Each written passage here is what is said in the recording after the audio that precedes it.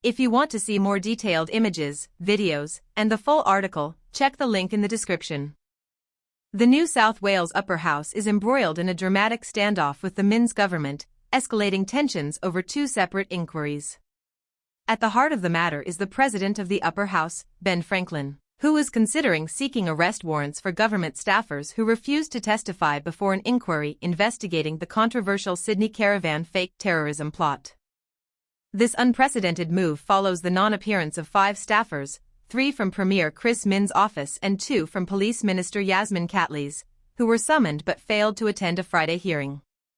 Sources reveal Franklin has sought legal counsel from prominent barrister Bret Walker SC, known for representing high-profile figures like George Pell and Christian Porter, to advise on the legality and viability of such a drastic action. The Parliamentary Evidence Act allows for the President to refer the matter to a Supreme Court judge if he is satisfied that the staffer's absence lacked just cause or reasonable excuse. This could lead to arrest warrants being issued, compelling their attendance before the committee. This escalating conflict highlights deep-seated tensions between the Legislative Council and the executive branch of the NSW government.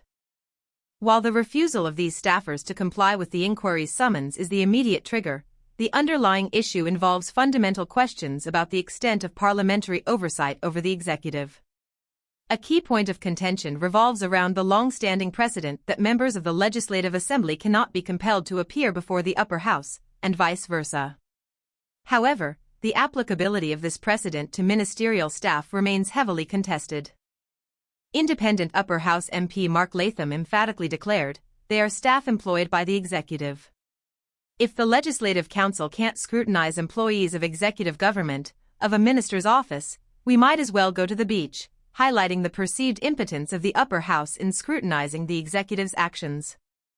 Constitutional law expert Professor Ntumi from Sydney University offered a counterpoint, suggesting that the right to refuse might extend to ministerial staff, citing the principle of ministerial responsibility and the existing parliamentary avenues for MPs to seek information from ministers. The inquiry, initiated with backing from the Coalition, the Greens, and crossbench MLCs, is examining the government's handling of information surrounding the Dural caravan incident. This incident, initially portrayed by Premier Minns in January as a potential mass casualty event involving explosives, was later revealed by the Australian Federal Police in March to be a con job orchestrated by organised crime figures. The inquiry's investigation into the government's response to this revelation has been hampered by a lack of documentation. The inquiry was informed that briefings were pens-down meetings with no notes taken, leading to the summonses issued to determine who knew what and when. The controversy surrounding the caravan incident is only one of 2 major disputes currently brewing between the Upper House and the Minns government. Further fueling the tensions is a second Upper House inquiry investigating the $37.6 million local small community allocations program.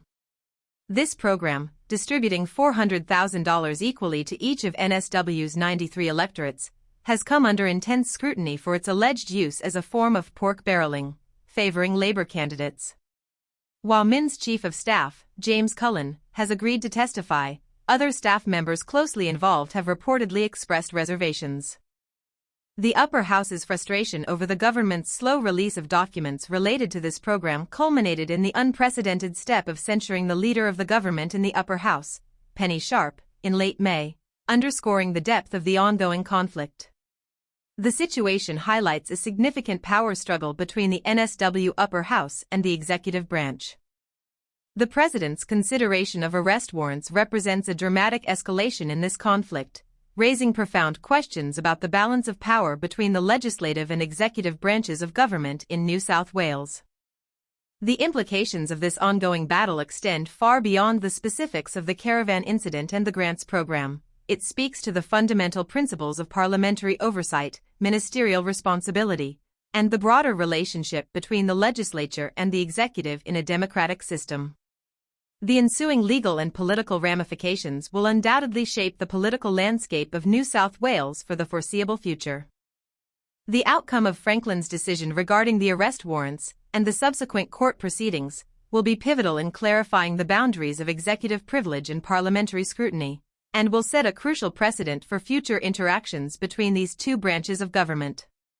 The protracted delays in the production of documents concerning both inquiries have further exacerbated the already tense atmosphere, creating a climate of distrust and suspicion. The potential for further legal challenges, and the possibility of the matter escalating to the High Court, cannot be ruled out. The implications for the Minsk government are considerable, threatening to undermine its authority and credibility if its handling of these inquiries is deemed unsatisfactory by the public and the judiciary. The ongoing investigations are not only a test of the government's transparency but also of the upper house's ability to effectively exercise its oversight functions. The events unfolding in New South Wales offer a compelling case study in the dynamics of power within a parliamentary democracy and the intricate interplay between different branches of government. The repercussions of this conflict are likely to be felt for years to come.